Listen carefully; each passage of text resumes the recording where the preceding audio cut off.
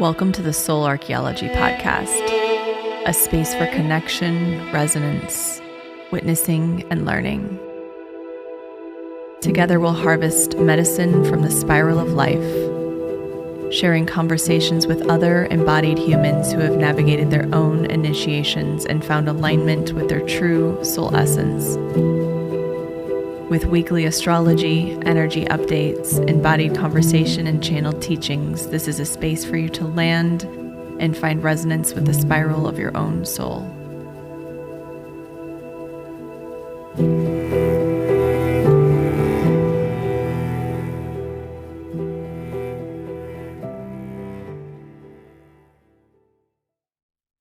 Hello everyone, welcome back to Soul Archaeology.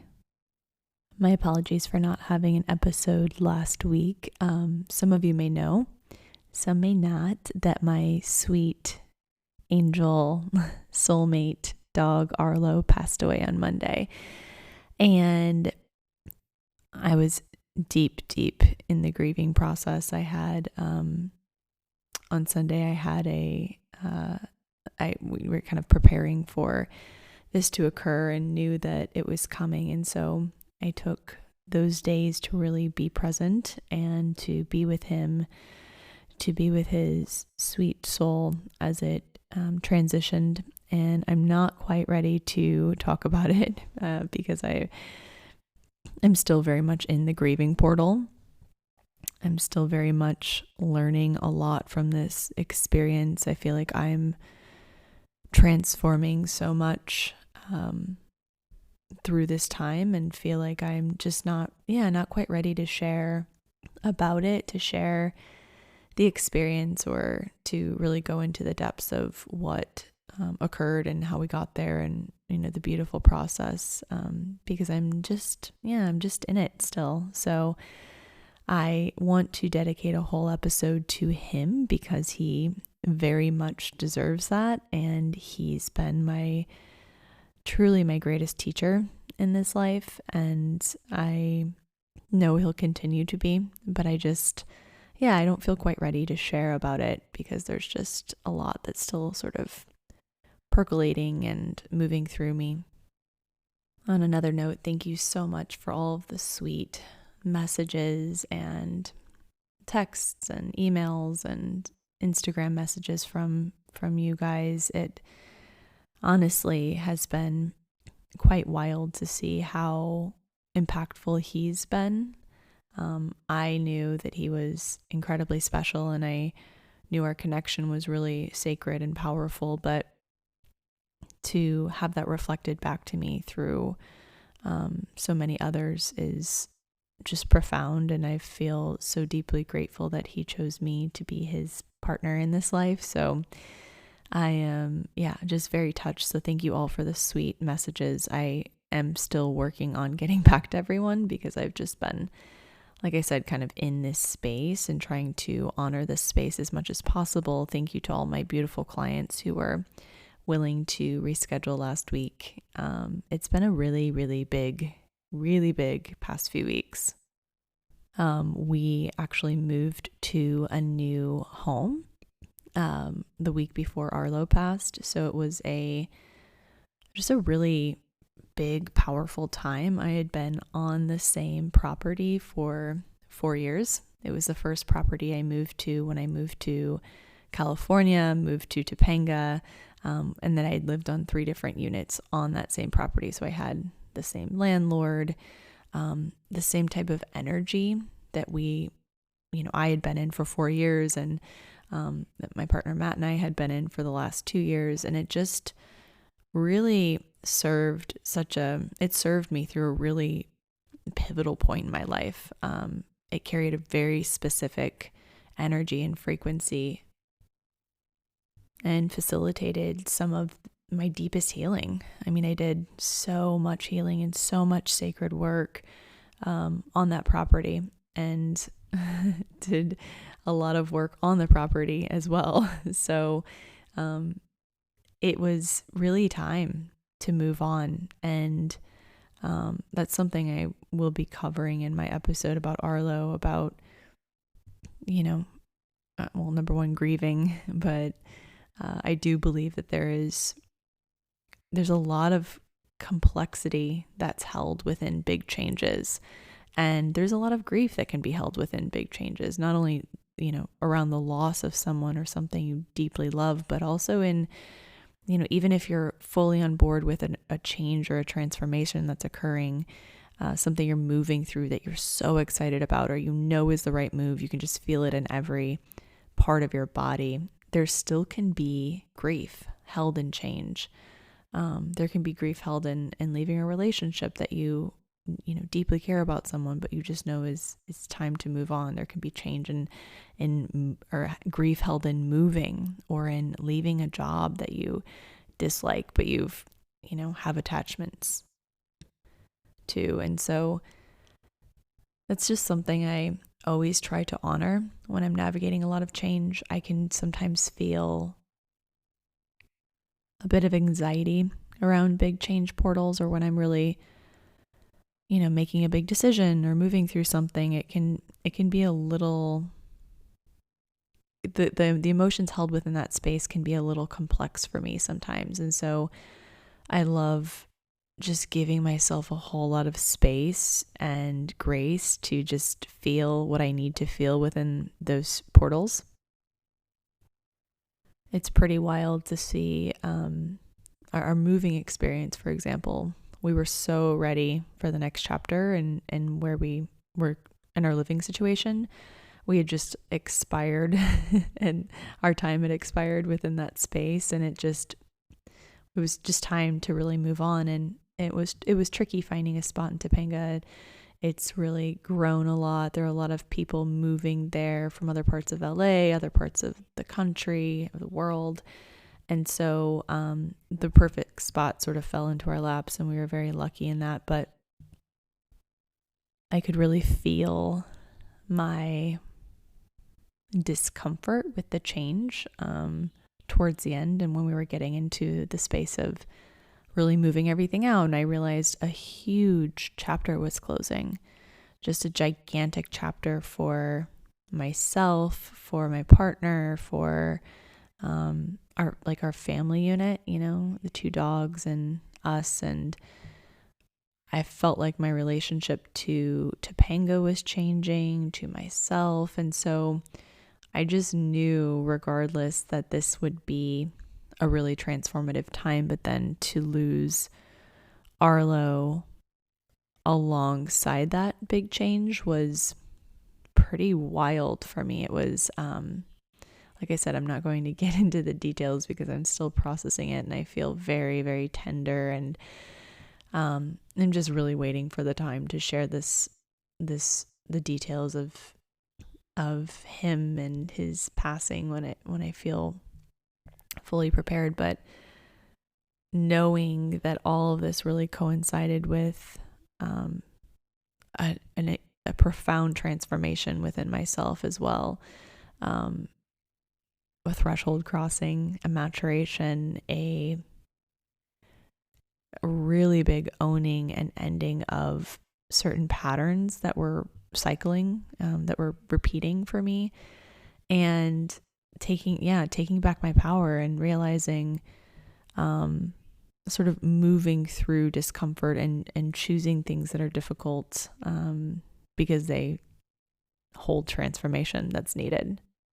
So it's been a very charged past few weeks, and thank you for being patient with no episode last week. That was the first time I didn't release an episode since we began, so it was unusual for me, but also felt really right because I needed that space to be.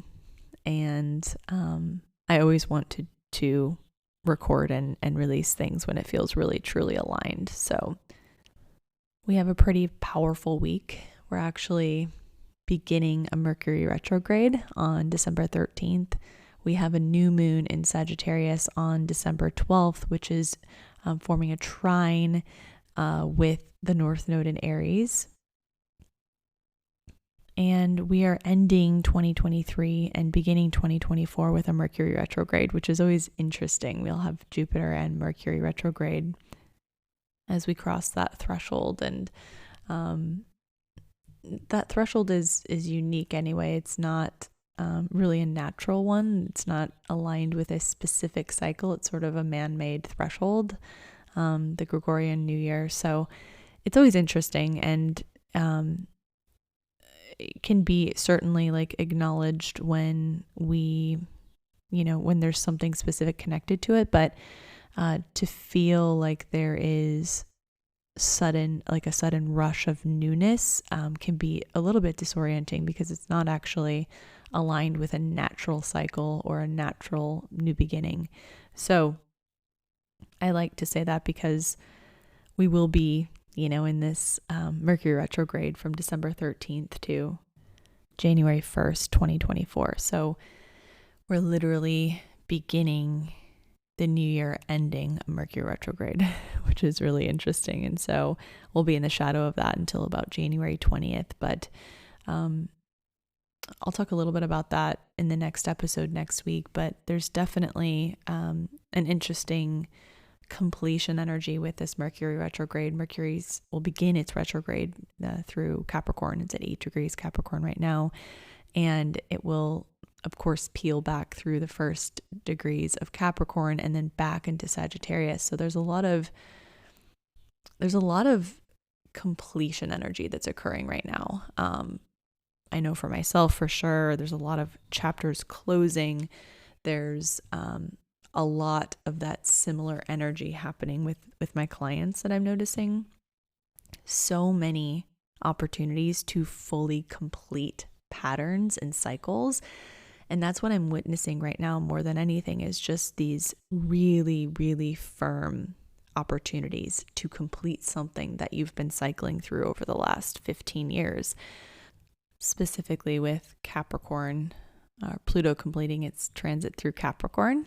And with this Mercury retrograde beginning in Capricorn, there's definitely a revisiting of any very specific themes, unconscious themes of the last 15 years, and anything that's created some of the foundations of your life, your work, your relationships, that need to be rewired so that you can experience life in a more expansive way, is what we're being invited into. And so this is really a powerful time for reflection. Retrogrades are typically, they're, revisiting things. So you might notice old surfacing to come back, to reintegrate, to review, to rework certain experiences. I've been noticing with my clients a lot of some of the biggest themes that they've been navigating through or been working through, that we've worked through together, are coming up now to be fully completed on the physical plane. And really how this work works is that we experience a manifestation of our subconscious and of our soul's evolution in this life on the physical plane. So we are here to evolve and to grow through these experiences. And what happens is that our soul, of course, craves evolution. It craves understanding. It craves a deepening. And so it brings us into these experiences on the physical plane to really either do it differently, to understand it more deeply, to heal a connection, to heal a specific contract or karma with another. And when we crave or we ask for healing to occur, it manifests on the physical plane so that we can actually complete it. Because we are, a soul having a human experience, we have to really bring the work into our experiences. So that's why we notice when we're, even when I'm working with clients on very deep soul work and we're doing a lot of subconscious work, I'm always bringing the somatic into it, because we will inevitably have opportunities to complete these patterns or cycles or these beliefs or feelings or emotions, whatever it is. We will inevitably have an experience on the physical plane to heal or complete them. And they might show up in our relationships. They might show up in our work. But just know that everything you're experiencing right now is here to bring you into a deeper connection to self, to understand yourself more deeply, to understand the world more deeply, to either create more connection to another, which is in turn a deeper connection to self, to heal a pattern so that you can incorporate or invite in deeper connections into your life, to heal some money wounds that are keeping you from a more expanded life that you crave. There will be opportunities presented on the physical plane to complete those things and to really understand them. And this is really the medicine of Sagittarius, is to recognize the jewels or the opportunities hidden within each challenge. As we move through life, Sagittarius is, goal is to expand and to grow and to evolve, and it's the higher mind. And so there are so many new opportunities coming with this new moon to expand your consciousness, to understand life through your lived experiences. Sagittarius is the wanderer, the traveler, and it really learns through experience. And so with the experiences that you're feeling, that are occurring on the physical plane for you right now, there's medicine in that. And that's the teaching of Sagittarius, is how can we grow through our experiences, through our challenges? How can we take them and use them to transform? How can we give ourselves to the alchemy? It's always looking to grow. It's always looking to expand. And so I feel like there's so much opportunity held within this time to find the medicine, find the jewels within this time and space. And as I navigate this grief portal that I'm in, I'm always just completely astonished by the power of grief and the magical medicine of grief, and how it cracks you open into deeper connection with self, deeper connection with the world. And I'll go into more of that when I do an episode about Arlo and this grieving process.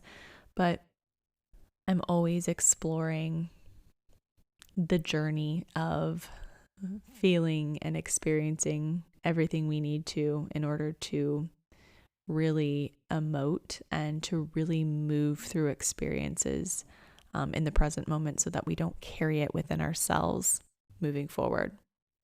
And I think there is a fine line between, leaning into feelings and emotions and really giving yourself space to feel all parts of it, to experience what you need to, so that it can fully move through you and fully express and fully transmute. And when you are gripping to that, or when you're perhaps, have an attachment to a certain feeling or a certain emotion. And I think this is really the dance between the wound and the heart, and where we're sort of swimming through a wound, or we're attached to a wounded part of us or an aspect of us, and when we're really just being a vessel and a channel for emotion to feel it and to move through it. So we've been doing this dance for many years, and there's so much within this time and space that can be used as such a powerful activator to bring us into deeper union with self and source and others.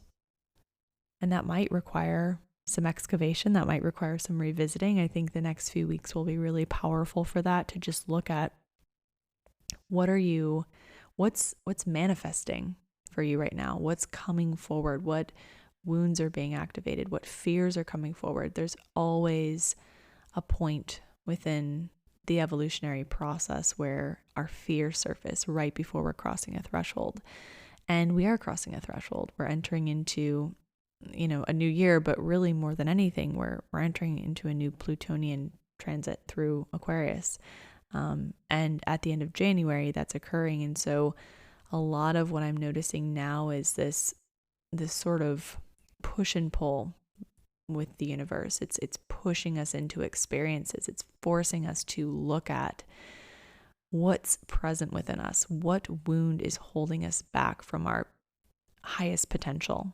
This is the medicine of Sagittarius. What do we need to move through, to transmute, to understand, to integrate in order to step into our greatest potential, our highest expression? And what's there that's keeping us from that, from not even just our potential, but just our greatest joy, our greatest love.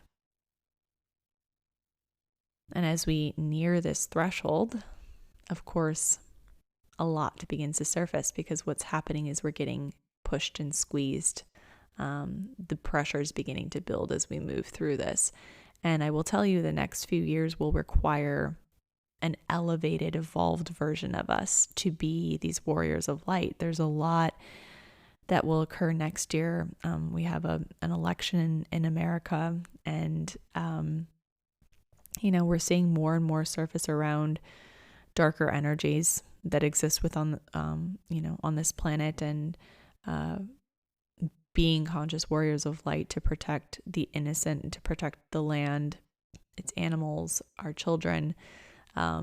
We have, this responsibility to really embody our highest expression, to be the warriors of light. And so this sort of push and pull I'm talking about with the universe is it's pushing us across these thresholds. It's forcing us to be with the parts of us that are afraid, to be with the parts of us that are unsure or scared, or who don't feel worthy, or who feel insecure, to be with them enough and for long enough so that we can step into an elevated aspect of us, the adult aspect of us that knows and sees where we need to go and what our responsibility is as, humans on this planet.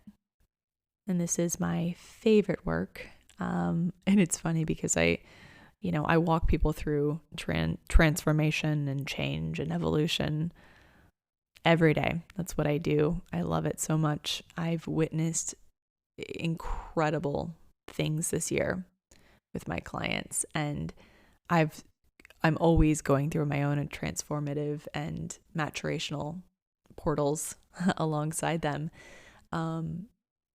And when something occurs in my life that rocks me so much, like the loss of my sweet boy, of Arlo, it reminds me how real this work is, how important this work is.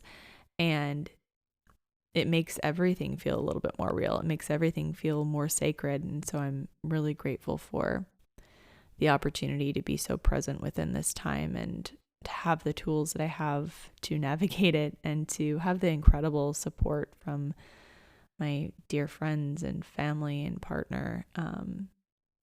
It's precious. And I can feel myself. I can feel the alchemy occurring. I can feel the heat beneath my feet to embody the phoenix rising from the ashes. I can feel this push that Arlo's giving me from the other side to step into the next chapter of who I am as a human, as a space holder, as a partner, as a friend. There's just a lot. There's a lot of pressure there to step into my fullest power. And I know we have a lot of work ahead of us. We have a lot of very sacred work to be stewards of light, to be champions of light, to embody more light. And so on this new moon in Sagittarius, I really invite you to look at where you're being called to transmute, to heal, to be present with the parts that are feeling a lot.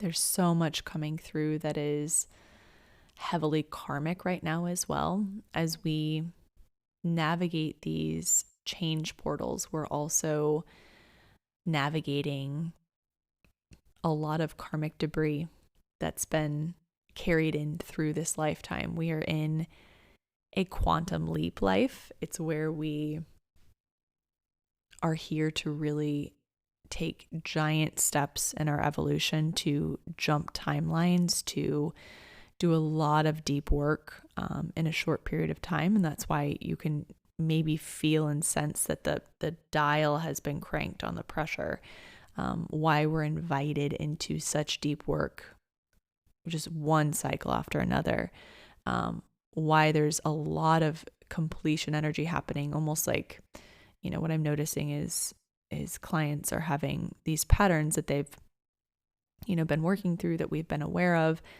coming to sort of a head at this time, and things just like aligning so beautifully on the physical plane to bring them into that work.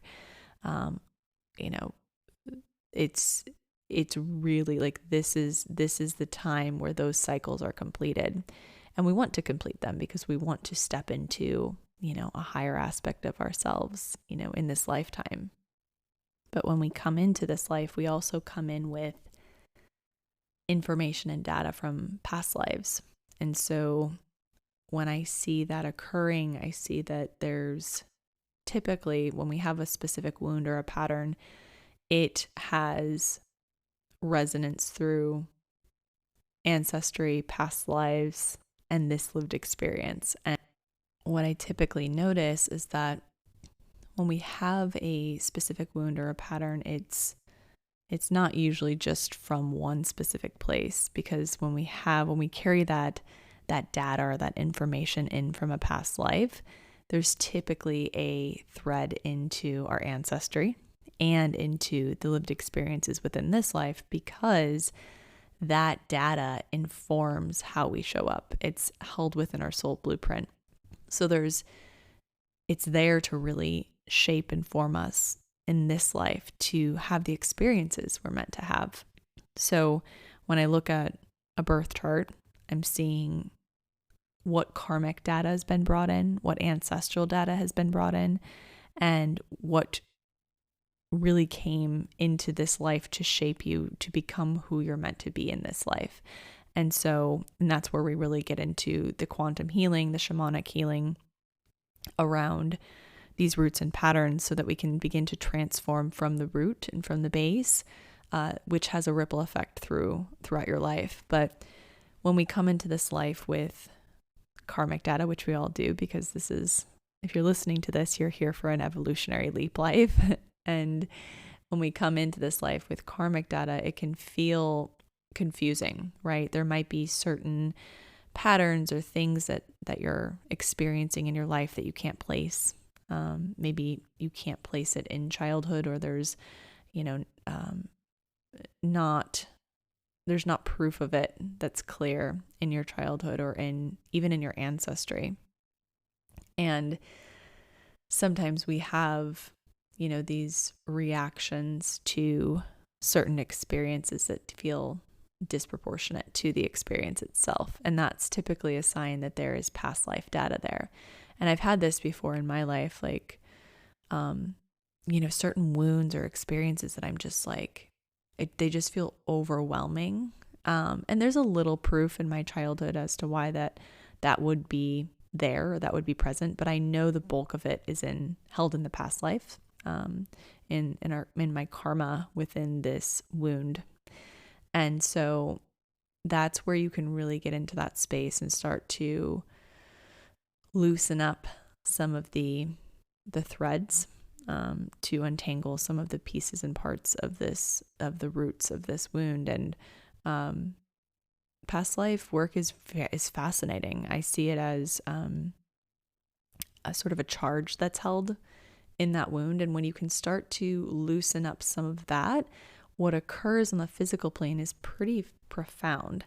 And when we begin healing past life experiences, specifically connected to certain wounds that I'm working through with clients, I notice that all of a sudden opportunities on the physical plane begin to emerge or surface around that wound, to opportunities for healing. So when I'm looking at, say, for example, if we're working through a fear of persecution, with someone and there's a wound around always feeling like you're attacked or being afraid to speak your truth. This is a big one for a lot of us, especially women, being afraid to share your gifts or speak your truth. And I can always, get when I can see beneath the root of that wound, beneath the sort of the foundations of it, there's almost always a past life aspect to it. And when we start to loosen some of the past life charge and we start to transmute some of the charge that's held there, what happens is its resonance within your physical incarnation here and now begins to loosen up as well. So the people that are involved with that past life, or the people that are involved with that wound here and now, really start opening up opportunities here and now to heal it. So you might just notice overnight, or immediately after the session, that there's just a lightness in that space that hasn't been there before. There's maybe not as much of a reaction or not as much of an activation. And what's cool is that we can really create a huge impact on our life, our current life, when we start to get into the past life work. And I can go into more details and following episodes about how that works and how we kind of navigate it. But it's fun to sort of start opening the door and talking about that more, because it is a big piece of, the work I do, and it's a big piece of soul work in general. So, like I said, this is just such an expansive time. It's such a powerful portal or opportunity to open up some deep layers that have been present for us that we're, ready to fully witness or experience as we enter into this next chapter. There's going to be a lot of, even as we do this sort of peeling back energy and kind of like revisiting things and sort of fully integrating things, there will also be opportunities for newness to come in as well, to enter in. And so just noticing where there are beautiful glimpses of the next chapter, where you're noticing miracles coming through, new things emerging as you let go of something old. That's the beauty of this evolutionary journey, is that everything we let go of that's old and outdated, even though we love it so much, or we maybe weren't ready to let go of it, just know that there's something new that needs to take its place. And we need space for the newness to come through. When we go through these periods of contraction before an expansion, it's really taking inventory of everything in our life. Do we need it? Is it serving? Can we let it go? And when we move into that space of expansion, it creates more space to hold more, but it also opens up the spaces that were occupied with something else. So we know energy is never destroyed. So as you let something go, there's always something that takes its space. And the medicine of Sagittarius and the medicine of this new moon is to lean into the fire of transmutation, to lean into the lesson, to lean into the challenge, whatever's coming forward for you, to have the courage. Or Sagittarius as a fire sign is very courageous, and it's also trine the North Node and Aries, so we know that's all about courage as well. So where are you being encouraged to lean in, and how can you really grab the reins and choose the change, choose the alchemy, choose the transmutation, choose the learning? The card that I pulled today was actually the ladybug card, which I love so much. Number one, I love ladybugs, but I also didn't know the history of the ladybug, and this gives a little information.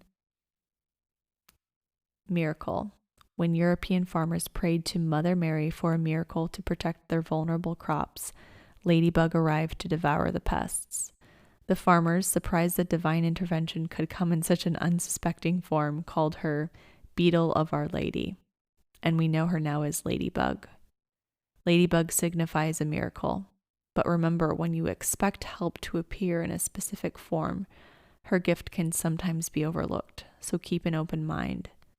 Divine assistance is improvisational, playful, and surprising. It is a lucid discovery, like tiny ladybugs saving a whole season of crops. The same goes for the miracles that await you. Prepare for the possibility that they will be just as unexpected as they are mighty. When it's balanced, it's receptive to unexpected forms of support. When it's imbalanced, holding rigid expectations that block magical interventions. To bring into balance, practice playfulness as a magnet for divine intervention. And I love that so much because one of the gifts of Sagittarius is expression. One of the gifts of Gemini is playfulness. So on this new moon, bringing in some of the Gemini energy as well to lean into the expansion and having fun while doing it, knowing that there's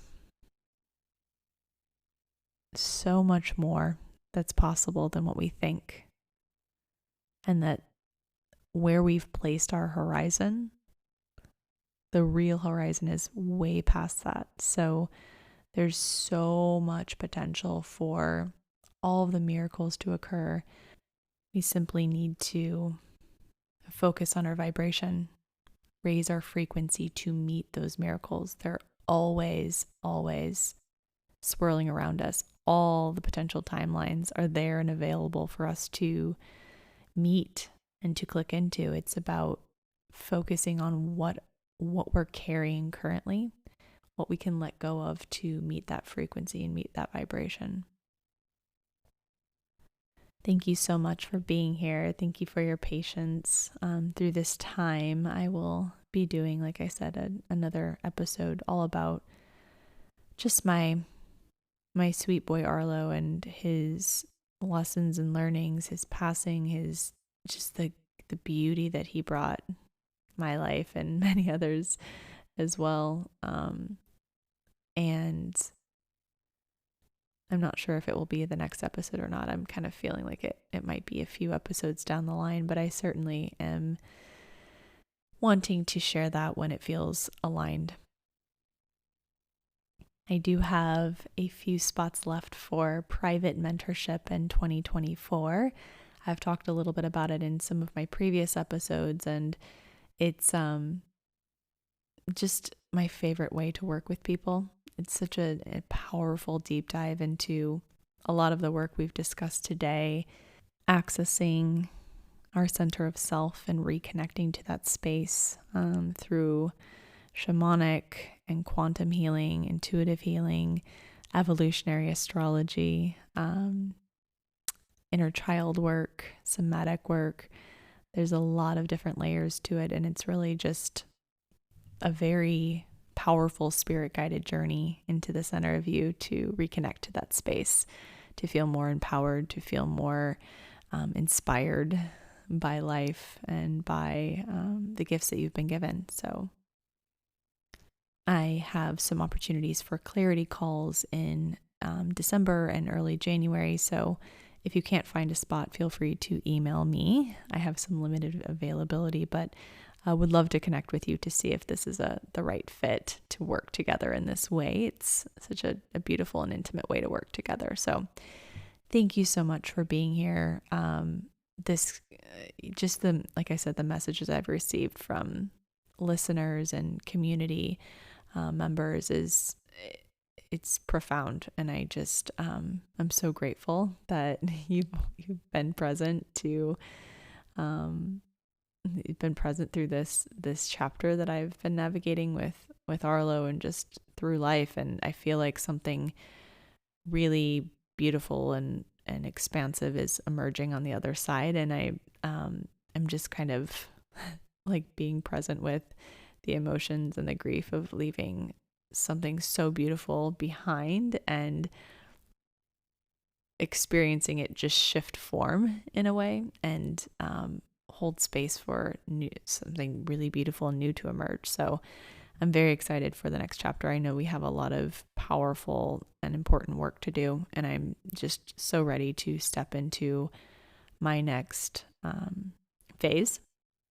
and into my mission. So thank you all for being present with the density of the times, and doing your best to take ownership over your responsibility to be a, conscious warrior of light. Thank you for being here. If you don't mind submitting a review, rating the podcast, subscribing, all of those things help so much to just kind of support me in producing the podcast. And also sharing on social media is so helpful just to spread the awareness. I appreciate all of you so much. Have a wonderful, wonderful week, and I will talk to you next week.